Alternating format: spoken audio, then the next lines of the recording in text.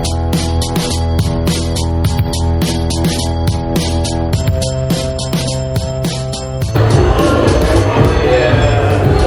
this is Barbara with Fanbase Press. I am here exclusively at the SCUM Villainy Cantina here in Hollywood, California for an exclusive night in honor of May the 4th coming up this Thursday. We've got a lot in store for you. Let's go inside and take a look.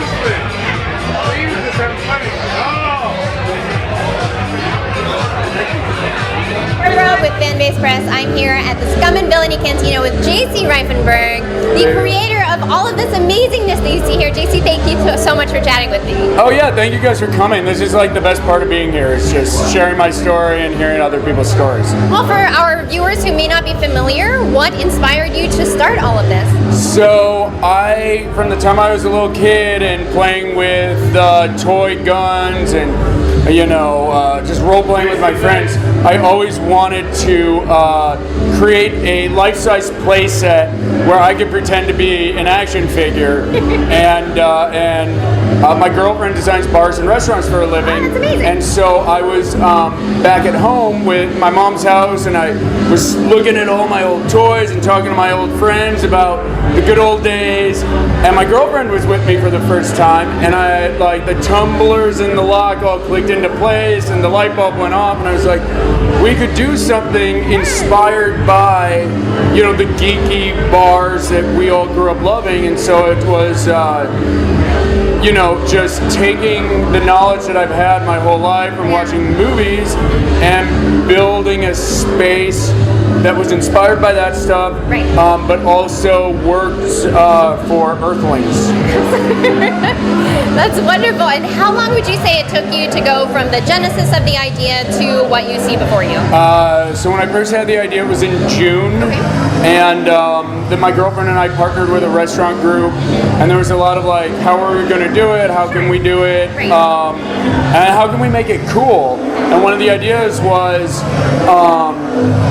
we're not licensed by a particular property, Sure. so it was to invite cosplayers in Los Angeles, which I feel like is a huge community, Definitely. to come in and make believe in our playset. And so once we kind of figured out how we could make this cool and still feel as if you crashed your spaceship, it's getting repaired, and you've got a place to go and get a drink while that's happening. Right. Once we had all that down, it took about 4 or 5 months to get everything going. Like I said, I'm a filmmaker, I'm not a restaurant guy, and we did this as an event, so it was really like planning an event. Right.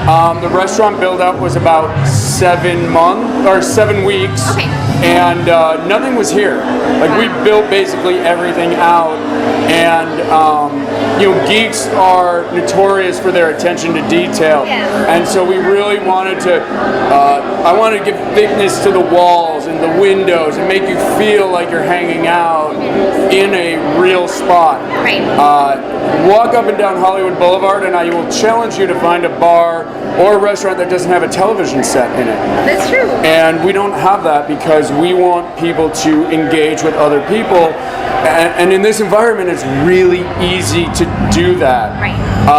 Everybody's here for the same reason. It's not like going to a normal local bar where if you want to approach people, it's difficult or it's awkward or it's weird, or you have to fight for their attention because their face is buried in their phone, right, talking to somebody who's not close to them. I think in a world of social media, I think human interaction is really important. Absolutely. And so that's one of the coolest things about this place that I've discovered. Well, you've created an amazing and welcoming community and environment here, and you had some very exciting news earlier today in that in honor of May the 4th, this coming Thursday, you'll be extending the run of the Cantina. What can you tell us about it? So we sold a whole bunch of tickets.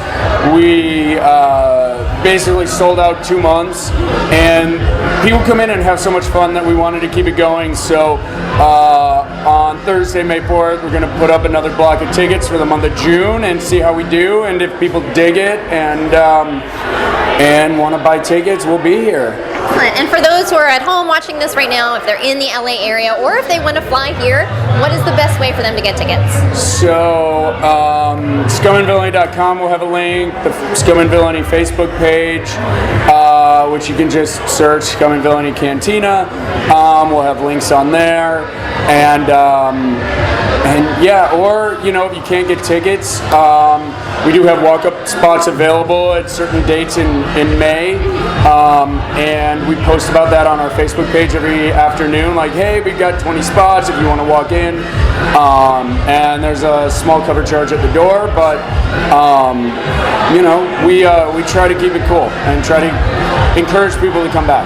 Well, thank you on behalf of everyone at Fanbase Press, all of our viewers. Thank you for creating this amazing environment. We've had such a blast tonight, and we appreciate all of your hard work. Oh my God, thank you guys for coming and hanging out. Like, that's what makes this place so cool, and just people meeting people and sharing stories and making new friends. Excellent. Well, JC, thank you so much, and be sure if you get a chance to check out the Scum and Villainy Cantina. Again, this is Barbara with Fanbase Press. You can find more interviews like this one at fanbasepress.com.